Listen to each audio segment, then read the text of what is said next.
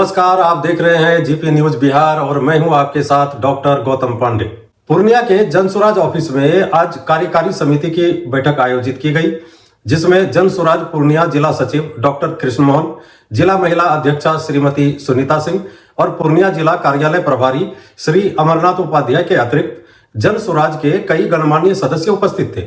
इस मीटिंग का उद्देश्य सदस्यों से विचार विमर्श का था कि किस प्रकार जन स्वराज के संस्थापक श्री प्रशांत किशोर और पार्टी के विचार को पूर्णिया जिला के घर घर तक पहुंचाया जाए, ताकि अगले साल आने वाले चुनाव में पार्टी को इसका लाभ मिले। साथ ही पंचायत अध्यक्ष का भी चुनाव होना है, तो उसके बारे में भी चर्चा की गई।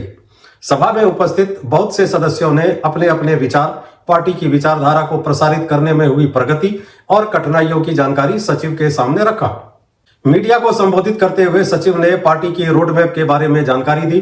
सचिव ने यह भी कहा कि बिहार में सत्ता परिवर्तन आवश्यक हो गया है, क्योंकि वर्तमान सरकार आम लोगों की सरकार नहीं रह गई है। परिवर्तन के लिए हमें आने वाले 2025 के विधानसभा चुनाव के लिए कड़ी मेहनत करनी होगी। समिति की बैठक हुई है, क्या कुछ खास है? इस प्रखंड कार्यवाहक समिति की बैठक थी पूर्णिया पूर्व का, जिसमें हम लोग जन स्वराज को कैसे घर घर पहुंचाना है उसकी रूपरेखा तैयार की जा रही है। यहाँ आप देखते हैं कि हर पंचायत से लगभग लोग आए हुए हैं और उनके साथ हम लोग विचार विमर्श करें। साथ में जिला के महिला अध्यक्ष, कार्यालय प्रभारी, सभी पदाधिकारी हैं वो आए हुए हैं और यहाँ पे हम अभी विचार कर रहे हैं कि कैसे पंचायत अध्यक्ष का चुनाव हो और पार्टी को कैसे घर घर पहुँचाया जाए, जन स्वराज को कैसे घर घर पहुँचाया जाए, उसी पे अभी हम लोग विचार कर रहे हैं। मीडिया द्वारा पूछे जाने पर कि तिरहुत एमएलसी चुनाव में आपने ब्रिजवासी को टिकट न देकर किसी और को टिकट दिया, जो कि चुनाव हार गए और ब्रिजवासी निर्दलीय जीते हैं, आपने उनको टिकट क्यों नहीं दिया? इसके जवाब में उन्होंने कहा कि टिकट देना मेरा काम नहीं है, वह प्रशांत किशोर जी और कुछ अन्य सदस्य देखते हैं। ये तो वही बता पाएंगे कि टिकट क्यों नहीं दिया गया।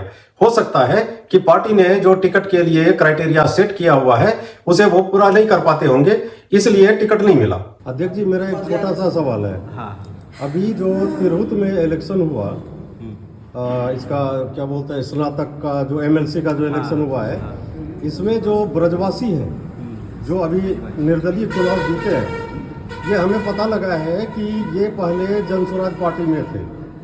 तो आपने इनको टिकट क्यों नहीं दिया? जो किसी और को दे दिया, जो जीतने वाला कैंडिडेट नहीं था उसको टिकट दे दिया आपने, इनको क्यों नहीं दिया टिकट आपने? देखिए, वो टिकट देना तो खैर मेरा काम नहीं है। वो ऊपर के पदाधिकारी जो भी प्रशांत किशोर जी हैं या फिर जो पार्टी के अध्यक्ष हैं, उन लोगों को ज़्यादा अच्छे से पता होगा कि क्या मामला था। हो सकता है कि जन स्वराज का जो क्राइटेरिया हो कैंडिडेट का, उसमें वो फिट नहीं बैठते हो, या जो भी कारण रहा होगा वो तो प्रशांत किशोर जी या जो जिन्होंने चुनाव किया है उनको पता होगा। तो ये चीज़ तो देखना पड़ेगा पार्टी को एक बार, जो भी टिकट वितरण करते हैं, क्योंकि पिछले जो अभी बाय इलेक्शन हुआ है उसमें भी एक आदमी का, एक कैंडिडेट का नाम अनाउंस करने के बाद किसी और को दे दिए टिकट, तो उसका खामियाजा ये भुगतना पड़ा कि वो कैंडिडेट जीता नहीं। तो थोड़ा सा देखिए, ये पार्टी केवल चुनाव जीतने के लिए नहीं है। आप ऐसा नहीं है कि हम किसी को भी, जो जीतने वाला है वो आदमी अच्छा भी नहीं है तो हम उसको अंदर ले लेंगे, ऐसी बात नहीं है। हम उसको टिकट दे देंगे। ये पार्टी टिकट अच्छे लोगों को ही देगी जो उसके क्राइटेरिया में फिट बैठते हैं, चाहे वो चुनाव जीते या हारे। हम व्यवस्था बदलने चले हैं, सरकार बदलने नहीं। जी ठीक है, बहुत बहुत धन्यवाद आपको। धन्यवाद। पत्रकारों के प्रश्नों का जवाब देते हुए जिला महिला अध्यक्षा श्रीमती सुनीता सिंह ने कहा कि प्रशांत किशोर की सोच और विचारधारा के साथ साथ बिहार के लिए जो विजन उन्होंने सेट किया है, उसे देखते हुए मैं बीजेपी छोड़कर जन स्वराज में आई हूँ। मैम, आप पहले बीजेपी में थे और बीजेपी छोड़ के जन स्वराज में आई हैं। जन स्वराज आने का क्या उद्देश्य? बीजेपी ऐसे माना जाता है कि अच्छा पार्टी है, तो आप उसको शेयर करें। कि प्रशांत किशोर जी की बातों से मुझे एक नया विज़न लगा, बिहार के विकास के लिए एक नया विज़न होगा। बीजेपी में हम थे, लेकिन वहाँ पे देख रहे थे कि केवल मतलब कुछ जात पात ये सब की ही राजनीति हो रही थी। बिहार कैसे आगे बढ़े, इस पर कोई किसी भी तरह का ये नहीं था। कभी नीतीश कुमार की तरफ चले जाना, कभी छोड़ देना, ये मतलब ठीक नहीं लग रहा था। तो अभी सर कह रहे थे कि हम सरकार नहीं बल्कि व्यवस्था बदलने की बात करते हैं, तो जन स्वराज के द्वारा वाकई में व्यवस्था बदली जाएगी? जो व्यवस्था हाँ, बिल्कुल बदली जाएगी। अब अभी आप देखे होंगे कि जैसे हाल में ये 13 तारीख को बीपीएससी का एग्जाम हुआ, पेपर लीक हो गया। अब कितने मेहनत से दूर दूर से बच्चे आ रहे हैं और पेपर लीक हो जा रहा है। तो सही बात है, हम लोग मतलब देखें कि किसी भी वोटर को ये देखना चाहिए कि मेरे बच्चे का क्या भविष्य है, उस पर वोट देना चाहिए। जिला कार्यालय प्रभारी श्री अमरनाथ उपाध्याय से जब पूछा गया कि आज मीटिंग में किन किन मुद्दों पर चर्चा हुई और जन स्वराज का बिहार के लिए विजन क्या है, तो उन्होंने बताया कि प्रशांत जी के विचार को कैसे प्रदेश से जिला, जिला से प्रखंड और फिर पंचायत तथा हर घर तक पहुंचाया जाए, इस पर चर्चा की गई। जन स्वराज का विजन सत्ता और व्यवस्था परिवर्तन है, जिससे कि आम लोगों को सहूलियत हो। आज वृद्धा पेंशन 400 रुपये प्रतिमाह मिलता है, उससे क्या होगा, उसे बढ़ाकर 2000 रुपये प्रतिमाह करना है। बेरोजगारी कैसे दूर किया जाए, इसका रोड मैप जन स्वराज ने बना लिया है, जिसकी जानकारी आम लोगों तक पहुंचानी है। बताएं सर, आज जन स्वराज का कार्यवाहक समिति की बैठक हुई है, किन किन मुद्दों पर बातचीत हुई? जन स्वराज की एक मुहिम है कि कोई भी ना छूटे, गांव का एक एक आदमी के एक एक घर तक हमें पहुंचना है। इसके लिए हम लोग कमर कसकर तैयारी कर रहे हैं। किस तरह से हम पंचायत स्तर पर एक गांव में एक प्रत्येक आदमी के पास प्रशांत जी के विजन को रखें और कैसे बिहार को परिवर्तन का जो मुहिम है इसको कैसे बदला जाए, सबों से सलाह भी लेना है, मशवरा भी करना है और गांव-गांव तक हमारा जन स्वराज का कारवां पहुंचाना है। इसी उद्देश्य से आज ये मीटिंग रखी गई थी। क्या विजन है जिन्हें आप लोग गांव तक पहुंचाना चाहते हैं, लोगों तक पहुंचाना चाहते हैं? सत्ता परिवर्तन की है, व्यवस्था परिवर्तन की है। और जिस बुजुर्गों को 400 रुपया मिलता है पेंशन, 400 में कोई कैसे जी सकता है, उसको 2000 का मुहिम है, 2000 रुपया प्रति माह मिलेगा।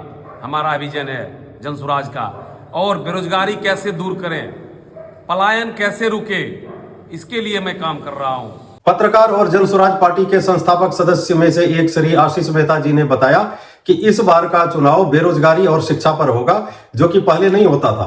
पहले जाति और धर्म पर चुनाव होता था, लेकिन अब ऐसा नहीं होगा। मकसद एक ही है, वो है कि आज तक जिस मुद्दे पर चुनाव नहीं हुआ, क्योंकि आज तक मुद्दा हुआ धर्म, आज तक मुद्दा हुआ जात, लेकिन उस मुद्दे पर कभी चुनाव नहीं होता है। जो बेसिक मुद्दा होता है, जो लोग अभी हम लोगों को देखते हैं जिस भी जगह पर, उनके घर में उनका बेटा जो है वो नहीं रहता है, उनकी जो बहू है, नया शादी आज होता है और कल पता चलता है कि उसको पंजाब जाना पड़ जाता है, क्योंकि यहाँ रोजगार नहीं है, इंडस्ट्री नहीं है और उसको लेकर सरकारें विफल है। अधिकारियों का राज चलता है यहाँ पर। और अगर रोजगार की बात करेंगे तो यहाँ पर कुछ भी इस तरह का साधन नहीं है। और जो पुराने हमारे नेता हैं उनके पास ये कहना रहता है कि हमारे पास संसाधन नहीं है, जबकि यहीं का अनाज जो है वो बाहर जाता है और फिर वही दोबारा रिपैकिंग होकर यहाँ पर आकर बिकता है।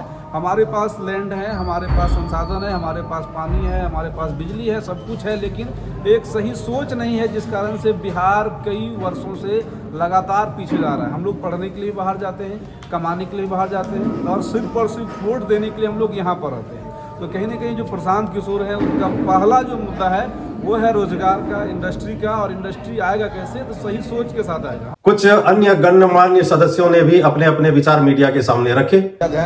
और सजगता के साथ रोज एक मीटिंग रखाना हमारा लक्ष्य है। और जब हमारे नेता का यहाँ पे आगमन होगा तो आप यही जान लीजिए कि पूरा महानगर और प्रखंड स्तर से बहुत सारे लोग उनके स्वागत में आएंगे और बहुत सारे लोग उनसे जुड़ेंगे। वैसे भी जन स्वराजी धीरे धीरे हो रहा है पूरा समाज, और कुछ दिनों में इसका परिणाम भी आपको देखने को मिलेगा। आपको ये वीडियो कैसा लगा? क्या जन स्वराज जो सत्ता परिवर्तन और व्यवस्था परिवर्तन का दावा करती है वो ऐसा कर पाएगी? अपने विचार हमें कमेंट बॉक्स में अवश्य दीजिए। वीडियो को लाइक और शेयर करें और चैनल को सब्सक्राइब करें। धन्यवाद और मिलते हैं एक नए वीडियो में।